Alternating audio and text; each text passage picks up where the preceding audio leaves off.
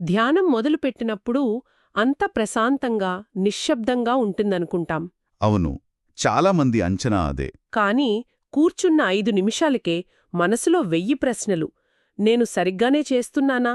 నా శ్వాస ఎందుకిలా ఉంది? అందరికీ ఇలాగే ఉంటుందా, లేక నాకేనా? సరిగ్గా అదే. ఈ సందేహాలు రావడం చాలా సహజం కదా. ఈరోజు మనం ఇలాంటి కొన్ని నిజమైన ప్రశ్నల గురించి లోతుగా మాట్లాడుకుందాం. మంచి ఆలోచన. కొందరు ధ్యాన సాధకులు ఒక అనుభవజ్ఞుడైన భిక్షువునడిగిన ప్రశ్నలు, వాటికాయన చెప్పిన సమాధానాలు మనందరి సాధనకు ఒక కొత్త దారి చూపించగలవు. ఖచ్చితంగా. ముఖ్యంగా మనం ఈరోజు చర్చించబోయే అంశాలు చాలా ఆచరణాత్మకంగా ఉంటాయి. ఉదాహరణకి, అంటే ఏకాగ్రత పెరుగు కొద్దీ శ్వాస చాలా సూక్ష్మంగా మారిపోతే ఏం చేయాలి? ఆ శూన్యం అనుభవం అంటే ఏమిటి? ఆ శూన్యమనే మాట వింటేనే కొంచెం కంగారుగా ఉంటుంది. నిజమే. అలాగే పక్కకు వెళ్ళిపోయే మనసును వెనక్కి తీసుకురావడంలో అసలు రహస్యమేంటి? ఇంకా విసుగు పుడితే దానర్థం మనం ఫెయిల్ అయినట్టేనా? అద్భుతం. అయితే మొదటి అనుభవంతోనే మొదలుపెడదాం. తప్పకుండా. ఒక సాధకుడు తన అనుభవాన్ని ఇలా పంచుకున్నారు. శ్వాసను గమనిస్తుంటే మొదట్లో వెచ్చగా, చల్లగా అనిపించింది.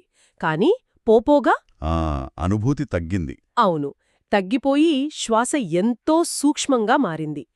చివరికి నీటిలో రాయి వేస్తే వచ్చే అలలలాంటి తరంగాలు మాత్రమే ముగిలాయట.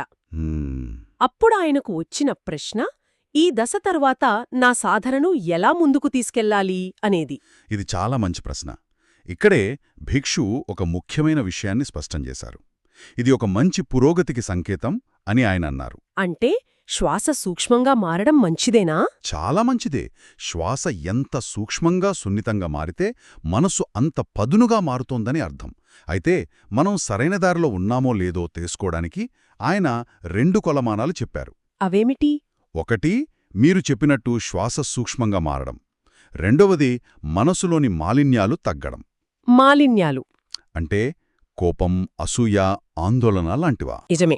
మన రోజువారీ జీవితంలో ఆ కోపం, ఆతృత, స్వార్థం ఇవి ఎంతవరకు తగ్గుతున్నాయి అనేది కూడా చూడాలి. అంటే పురోగతి అనేది 2 వైపులా ఉండాలి అన్నమాట. ఖచ్చితంగా. అందుకే ఆ సాధకుడికి భిక్షువిచ్చిన సలహా, శ్వాస సూక్ష్మంగా మారుతున్నందుకు ఆందోళన పడకు, దాన్ని అలాగే కొనసాగించు, ఆ సూక్ష్మతను మరింత సున్నితంగా గమనించడానికి ప్రయత్నించు అని. ఇది చాలా స్పష్టంగా ఉంది.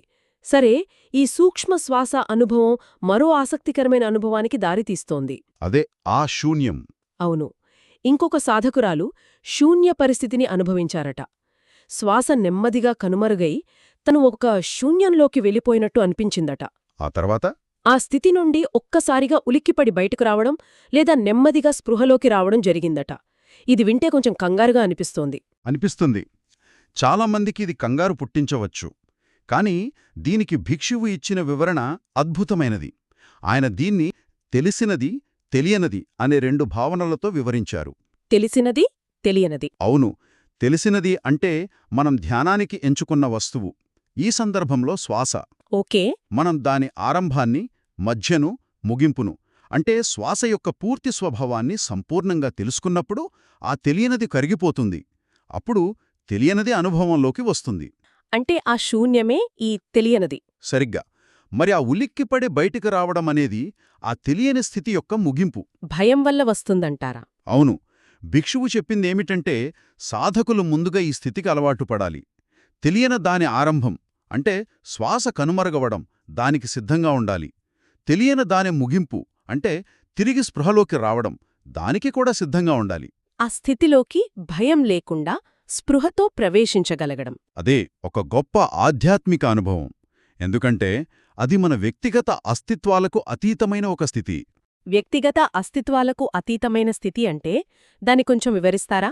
అంటే మనకి నేను అంటే ఈ శరీరం, ఈ ఆలోచనలు, ఈ పేరు అనే బలమైన భావన ఉంటుంది గదా. అవునుంటుంది. కాని ఈ తెలియని శూన్యస్థితిలో ఆ సరిహద్దులు తాత్కాలికంగా చెరిగిపోతాయి. అక్కడ స్త్రీ, పురుష, పొట్టి, పొడుగు, నాది, నీది వంటి భేదాలుండవు. ఓ. అందుకే దీనికి గొప్ప విశ్వాసం, ధైర్యం కావాలి. ఎందుకంటే నేను అనే భావనను కాసేపు వదిలేయడం చాలామందికి భయపెట్టవచ్చు. నిజమే. సరే, ఆ భయాన్ని దాటాక తర్వాత దశేమిటి? ఒక సాధకుడు శ్వాస కనుమరుగైన తర్వాత వచ్చిన ఆ ఖాళీతనాన్ని తాను గమనించగలిగానని చెప్పారు. ఇది చాలా ముఖ్యం. ఇది ఒక చిత్తం మరో చిత్తాన్ని చూడటం లాంటిదేనా అని ఆయన అడిగారు. ఇది చాలా లోతైన ప్రశ్న కదా. చాలా లోతైనది. ఇది సాధనలో ఒక కీలకమైన మలుపు.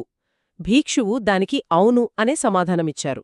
అంటే దీన్ని అర్థం చేసుకోవడానికి ఒక ఉదాహరణ చూద్దాం. మొదట్లో మనసు ఒక అద్దం లాంటిది. అది శ్వాస అనే వస్తువును ప్రతిబింబిస్తుంది. కరెక్ట్. కాని ఏకాగ్రత బాగా పెరిగినప్పుడు ఒక అద్భుతం జరుగుతుంది. శ్వాస అనే వస్తువు మనసునే ప్రతిబింబించడం మొదలుపెడుతుంది. అద్దం తనను తానే చూసుకోవటంలాగానా? ఖచ్చితంగా. అంటే మనసు తన స్వభావాన్నే తానే గ్రహించడం మొదలుపెడుతుంది. ఇది శ్వాసలో వచ్చిన మార్పు కాదు, మనసు యొక్క పరిణామం. నేను ఎవరు అనే తాత్విక ప్రశ్నకు సమాధానం ఇక్కడే దొరుకుతుందా? ఆ దిశగా మొదటడుగు ఇక్కడే పడుతుంది. నేను అనే అస్తిత్వం ఇక్కడ విచ్ఛిన్నం కావడం మొదలవుతుంది.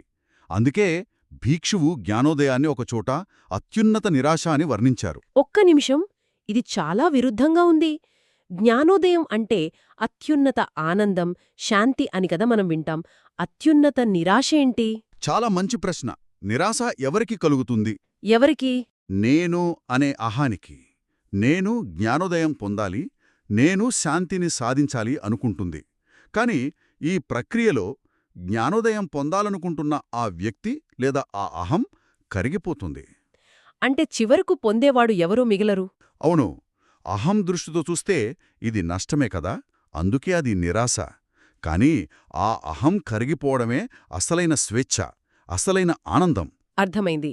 ఇది మన అస్తిత్వానికే ఒక సవాలు కాబట్టి ఈ దశలో భయం, విసుగు, గందరగోళం ఇవన్నీ సహజమేనన్మాట. చాలా సహజం. ఈ అహం కరిగిపోవడం, శూన్యం లాంటివి వినడానికి బాగున్నాయి. కాని చాలామందికి అసలు సమస్య మనసును ఒక్కచోట నిలపడమే. నిజమే. అది మొదటి అడుగు. నడకధ్యానం చేస్తున్నప్పుడు కూడా మనసు ఎక్కడికో వెళ్ళిపోతుంది. ఒక సాధకురాలు సరిగ్గా ఇదే చెప్పారు. మనసు పక్కకు మళ్ళినప్పుడు దాన్ని బలవంతంగా వెనక్కి తీసుకురావాల్సొస్తే చాలా నిరాశగా, విఫలమైనట్టు అనిపించిందట. ఇది మనందరికీ అనుభవమే. ఇక్కడే భిక్షు మన ఆలోచనా విధానాన్ని పూర్తిగా మార్చేసే ఒక అంతర్దృష్టిని పంచుకున్నారు. ఏమిటది? ఆయన ప్రకారం ధ్యానంలో అత్యంత శక్తివంతమైన క్షణం ఏకాగ్రతతో నిశ్చలంగా ఉన్నప్పుడు కాదు. మరి ఎప్పుడు? మనసు పక్కకు మళ్ళిందని మనం గుర్తించిన క్షణం. నిజంగానా? ఇది చాలా ఆశ్చర్యంగా ఉంది. సాధారణంగా మనం దాన్ని ఒక వైఫల్యంగా చూస్తాం. అయ్యో, మళ్ళీ మనసు పక్కకు వెళ్ళిపోయింది అని తిట్టుకుంటాం. అవును, కాని ఆయన దృష్టిలో నేను ఏకాగ్రతతో లేను అని తెలుసుకునే స్పృహ, నేను ఏకాగ్రతతో ఉన్నాను అని తెలుసుకోవడం కన్నా ఎంతో విలువైనది. ఎందుకని? ఎందుకంటే ఆ గుర్తింపు, ఆ స్పృహ సాధన ద్వారానే వస్తుంది. అది మనలో మనం నిర్మించుకుంటున్న ఒక అంతర్గత సరిదిద్దే వ్యవస్థలాంటిది. ఓ! మనసు దారి తప్పినప్పుడు లోపలి నుంచి హే, దారి తప్పుతున్నావు, తిరిగిరా అని ఒక హెచ్చరిక రావడంలాంటిది. ఆ హెచ్చరిక రావడమే పురోగతికి గుర్తు. అంటే ఆ క్షణంలో మనల్ని మనం విమర్శించుకోవడానికి బదులుగా ఆహా, నా సాధన పనిచేస్తోంది, నాలో ఆ స్పృహ మేల్కొంటోంది అని ఆ క్షణాన్ని అభినందించాలన్నమాట. ఖచ్చితంగా. ఈ ప్రక్రియను అర్థం చేసుకోవడానికి అడవి ఏనుగును మచ్చిక చేసుకోవడం అనే పాత ఉదాహరణ చెబుతారు. చెప్పండి. మొదట దాన్ని ఒక బలమైన స్తంభానికి కడతారు. అది తప్పించుకోవడానికి ప్రయత్నించి చివరికి ఆ స్తంభం దగ్గరే ఉండాలని దానికి అర్థమవుతుంది. ఇక్కడ శ్వాస ఆ స్తంభం లాంటిది. మనసు ఏనుగులాంటిది. అవును, అది పదే పదే పక్కకు వెళుతుంది. మనం దాన్ని కొట్టకూడదు, తిట్టకూడదు, సున్నితంగా తిరిగి స్తంభం దగ్గరకు తీసుకురావాలి. ప్రతిసారి అలా చేసినప్పుడు ఆ స్పృహ బలపడుతుంది. అంటే మనసు దారి తప్పడం, దాన్ని గుర్తించి తిరిగి తీసుకురావడం, ఈ ప్రయాణాన్ని ఓపికగా గమనించడమే సాధన. సరిగ్గా ఈ ప్రయాణాన్ని గమనించడం ద్వారానే అనిత్యం, దుఃఖం, అనాత్మ అనే సత్యాలను మనం పుస్తకాల్లో చదవడం కాదు, నేరుగా అనుభవపూర్వకంగా అర్థం చేసుకోగలుగుతాం. మనసు దారి తప్పడం ఒక సమస్య అయితే ఇంకొక పెద్ద శత్రువు విసుగు. అవును, బోడం. ఒకే పనిని మళ్లీ మళ్లీ చేస్తుంటే బోర్ కొట్టడం సహజం కదా. చివరిగా ఒక సాధకురాలు ఎదుర్కొన్న సమస్య ఇదే. శ్వాస యొక్క స్పర్శ ముక్కు దగ్గర కనుమరుగవడం, మళ్లీ కనిపించడం. దీన్ని గమనిస్తుంటే తనకు తీవ్రమైన విసుగు కలిగిందని చెప్పారు. దీనిపై భీక్షువు చెప్పిన విషయం కూడా మనల్ని ఆశ్చర్యపరుస్తుంది. ఆయన ప్రకారం విసుగు అనేది వైఫల్యానికి గుర్తు కాదు, అది కూడా పురోగతికి ఒక సంకేతం కావచ్చు. విసుగు పురోగతికి సంకేతం ఎలా అవుతుంది? ఆలోచించండి.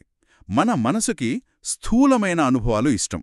అంటే చాలా స్పష్టమైనవి, పెద్దవి. ఉదాహరణకు బిగ్గరగా సంగీతం వినడం, వేగంగా కారు నడపడం లాంటివి. అవును, వాటికి మనసు అలవాటు పడింది.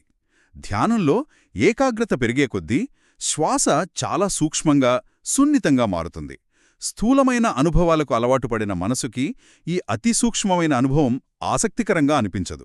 అందుకే అది దానిని విసుగు లేదా బోడంగా అనువదిస్తోంది. సరిగ్గా అదే. ఇది రోజూ రాక్ సంగీతం వినేవారిని ఒక సున్నితమైన పిల్లనుగ్రోవి స్వరాన్ని గంటల తరబడి వినమన్నట్టుంటుంది. విసుగురావడం సహజం. అర్థం కాదు, సంసిద్ధత. సంసిద్ధత అంటే ఇలా జరగవచ్చని ముందుగా తెలుసుకుని ఉండటమే. ఆ విసుగు కలిగినప్పుడు అయ్యో నా సాధన చెడిపోయింది అనుకోటానికి బదులుగా ఆహా, నా ఏకాగ్రత పెరుగుతోంది, అందుకే శ్వాస ఇంత సూక్ష్మంగా మారింది, నా మనసు దానికింకా అలవాటు పడలేదు అని అర్థం చేసుకోవాలి. ఖచ్చితంగా ఆ విసుగును మన ఏకాగ్రత యొక్క ఫలితంగా ఒక సానుకూలమైన గుర్తుగా స్వీకరించగలగాలి.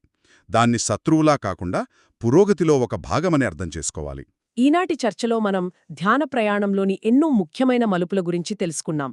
పురోగతి అంటే అనుభవాలు మరింత సూక్ష్మంగా మారడం. అవును, శూన్యం లాంటి అనుభవాలు కలగడం భయపెట్టేవి కావు, అవి తెలిసిన దాని నుండి తెలియని దానిలోకి మనం వేస్తున్న అడుగులు. నిజమే. అన్నిటికన్నా ముఖ్యంగా మనసు దారి తప్పిందని మనం గుర్తించిన క్షణం వైఫల్యం కాదు, అది మనలో పెరుగుతున్న స్పృహకు గొప్ప సంకేతం. చివరికి విసుగు కూడా పురోగతికి ఒక సూచిక కావచ్చు. అవును, ఈ అంశాలన్నీ ఒకే ఒక కేంద్ర బిందువు చుట్టూ తిరుగుతాయి. నేను అనే అహం యొక్క పట్టు సడలడం. అందుకే భిక్షువు జ్ఞానోదయాన్ని అత్యున్నత నిరాశ అన్నారు. అవును, ఎందుకంటే ఏదో పొందాలనుకున్న అహం చివరికి కరిగిపోతుంది. దీన్ని ఆధారం చేసుకుని మనం ఒక ఆలోచనతో ముగిద్దాం. తప్పకుండా. మనం సాధారణంగా జీవితంలో పురోగతి అంటే కొత్త విషయాలను సంపాదించుకోవడం, కొత్త సామర్థ్యాలను నిర్మించుకోవడం, మనల్ని మనం మరింతగా నింపుకోవడం అని అనుకుంటాం. అవును, అదే అనుకుంటాం. కాని అసలైన ఆధ్యాత్మిక పురోగతి అంటే ఇది కాదేమో. మన స్థిరమైన అస్తిత్వంలోని భాగాలను, మన అభిప్రాయాలను, మన గుర్తింపులను సున్నితంగా వదిలేయడం నేర్చుకోవడమే అసలైన పురోగతి అయితే. ఆ ఖాళీలో మనం ఏమి కనుగొనగలం? అదే ఆలోచించాల్సిన విషయం.